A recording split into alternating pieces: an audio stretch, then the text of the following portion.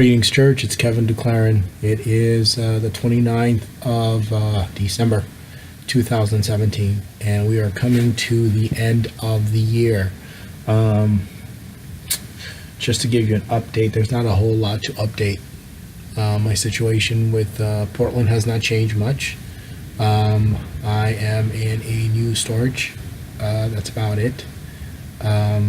Still lodging at the Mission, where I get hits every night, from Gabriel and John MacArthur and the community. The community cuts from the top of my head to the bottom of my feet, piercings, cutting out pieces of my flesh from my feet. Nothing's changed. They're still calling me to fantasy, and I don't think I need to give you any details as to what goes on there, which is pretty ungodly, I would think. And I don't think those are some of the things that you want to hear as Christians. So I'll spare you the details of all the goriness. I think if you go online and look up their information, it's pretty much that's what's going on. As far as housing is concerned, there's nothing. Jobs, nothing. The city is pretty angry. The homosexuals are angry. They're pissed off. Always angry, always pissed off, always insulting, always threatening. Nothing's changed. It's the same story. If you go back to the videos as far back as you can, it's the same report. Nothing has changed. And night after night, it's the same thing. As far as Christmas is concerned, I did this for Christmas, which I thought was pretty interesting. Happy birthday, Jesus, Christmas 2017. And I took a picture with Santa. Let's see. I had a couple of things in here. I had planned on giving a message. It was this one here. Christmas 2017. Where at the bottom there it says, without the forgiver, there is no forgiveness or Christianity. There's no Christians. In other words, without the birth of the baby here, of the Christ, without the infant, there's no Christianity, right? There's no forgiveness. And that was the message, but it rained throughout Christmas, and the weather was so bad, and plus I couldn't get to my computer, so I didn't do the message. The activities, I didn't go to these activities, but city activities. Let's see here. They had an entire schedule planned out at the Pioneer Square Block, where they have all these festivities year after year. And the only highlight, I went to this church, and I think it was, and they had a category where they gave you, it was a meal, and let's see, I went to Hinson Baptist Church, and this was this category that they had. You had 60 seconds to write down as many words as possible that you see or that you do at Christmas time. And so I didn't exactly finish it, but that was it right there. This was my Christmas tree. Yeah, this was my little Christmas tree. This was it for this year. It changes color from red to green. I guess it's better than nothing. And blue. That was it. Let's see. And potluck at the park had a shindig at the at the Portland Art Museum. This was it right there. They served ham and turkey, or ham and beef. I don't know what it was, ham and turkey or something, but it wasn't too bad. Behind this category thing, I think I kind of drew this. I don't think you can see it. It's a drawing of of Mary and Joseph. It's sort of like a duplicate of this thing here. And last and not least, for Christmas, this was they gave us cards at the end, and wishing you happiness and joy this holiday. And this was the Santa Claus I was talking about. So that was pretty much it for Christmas 2017.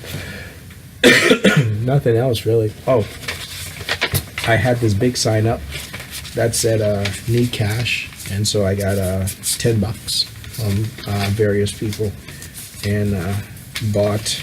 And I also have this bag with me. This bag with me. Hold on, the light just turned off. It turns off after 20 minutes.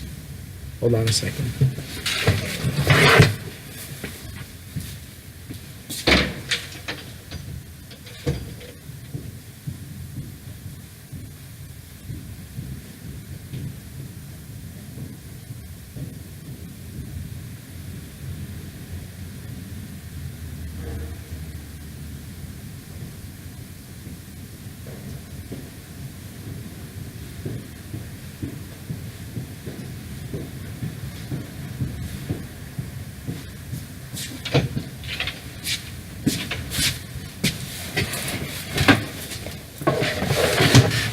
After 20 minutes, it turns off by itself, unless somebody is on the fourth floor up here.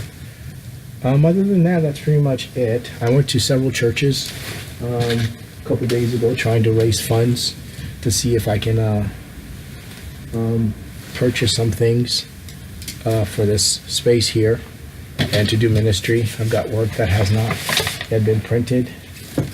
This right here has to be printed. This is like a 1,700 page document, and it's going to cost like $150, if not more, to print 2 copies.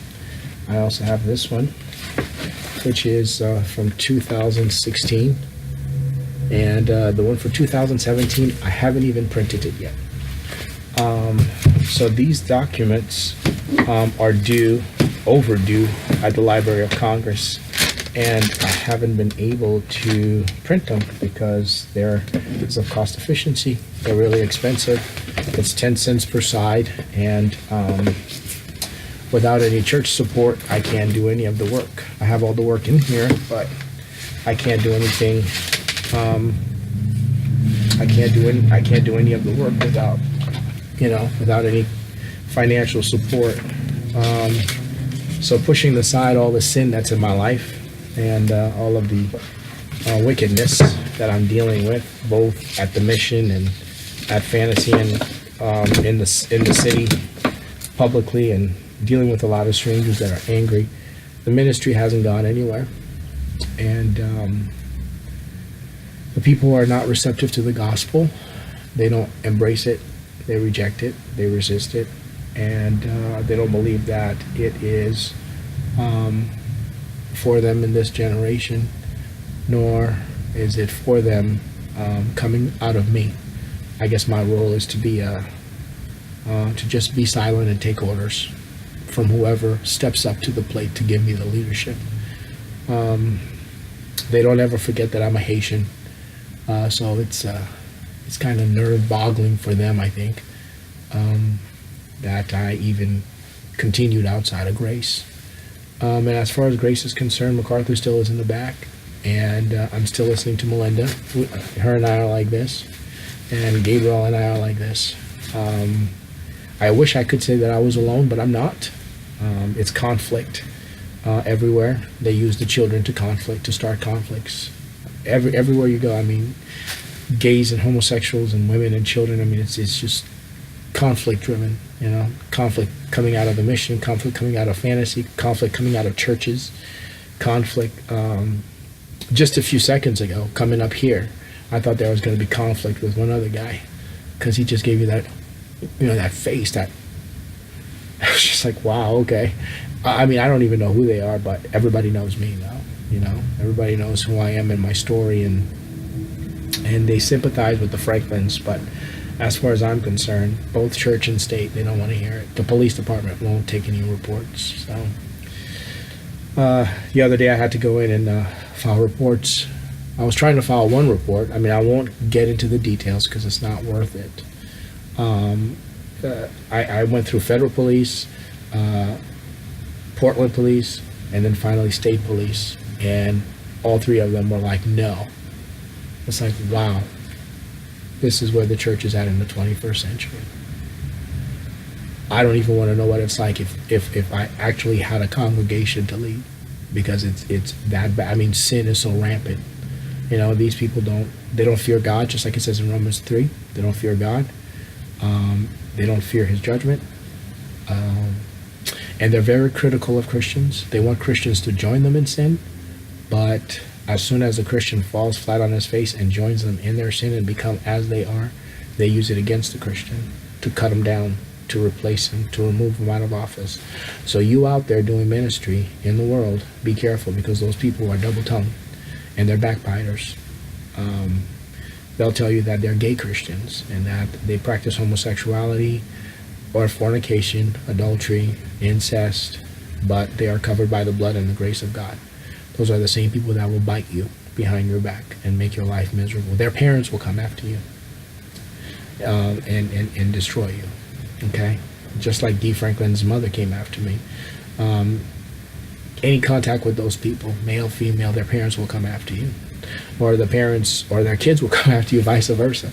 It's a bad case, but you know, I'm updating you so you know where it's at and what's going on. They told me if you do any videos in your storage, you lose the storage. I mean, I'm not sure who I'm hurting, but apparently that's pretty much their assessment. This is pretty much who I turn to for everything here. They want to put me in a mental institution or lock me away and throw away the key. 2018, I don't have any grandiose plans. I don't know what the future holds. I'm not exactly sure what's going to happen in Portland. As of right now, they've got housing, they've got jobs, they've got ministry, and they've got seminary. They've got everything in their hands, and they're playing the role of God. And sometimes I wonder how much he has to do with my life because of how much control they have over me. Sometimes I'm like, I don't think he's even leading me because of how much control they have in opening doors and closing doors, opening doors and closing doors. You saw there was like a blackout a few minutes ago, right? I sort of feel like that's the world they've put me in. You know, taking me out of the church fellowship and putting me into the world of darkness. And the only thing that I have, I don't have guns and bombs or anything. The only thing I have is this here, right? This is the only thing that I have that sort of like illumines my, opens my eyes to see things from God's point of view. Because if I see it from their point of view, I'm right back to slavery again. I'm right back to committing homosexuality again. I'm right back to submitting to their sin. They don't realize that it's their sin, not ours. But now they're trying to enlighten me and saying, well, it is kind of ours also, but we don't consider it sin because we're under the blood of Christ. So I'm not sure how that's going to help my situation, but right now these are my only two friends, right? God and his word and his son, right? These are my only two friends right here. And that's what keeps me going. So I would pray that you continue where you're at, and keep up with the faith, as best as you can. Do what you can, and whatever you can't do, just trust that it's God's will for you not to do it. Father, thank you for this few minutes. Pray for the church in Portland. Pray for the church around the globe, that you would be with each member, that you would watch over us, and you would go before us in 2018 and protect us, because the devil is the enemy, and would like for us all to be in disunity against the other. Pray that you would lead your church, and you would use your son to remind us that we are sinners living by grace, and it is by the shed blood of Jesus that we continue to stand. Is that rain? Your name, amen. That's pretty much all I have. It's pouring rain outside. I didn't want to bring the computer out there to preach the gospel. So I took a 10, 15 minutes to just kind of bring you up to date to what's going on. If you see me out there holding a bag or holding up a sign asking for financial support, fundraising. Oh, wait a second. I actually...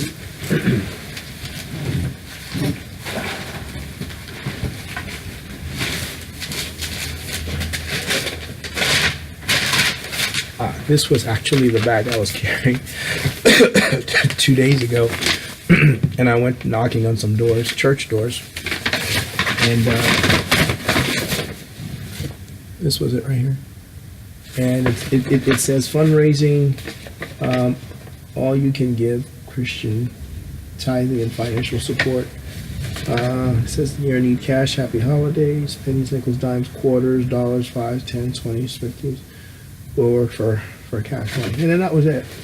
I think some churches were probably appalled by it because that's not traditionally how Christians raise money. But whether it's a plate or it's a bag, what difference does it make, right? It's for the work of the ministry, right? Somehow, some way, their 10% has to come to us who do the work. But they're very skittish about who gets that 10%. You got to have a degree, you got to have a ring on the finger saying you're married, you got to have a building, you got to stand behind a podium, you got to have a congregation of 10,000, your name's got to be famous. And they've come up with all of these other qualifications that don't even, that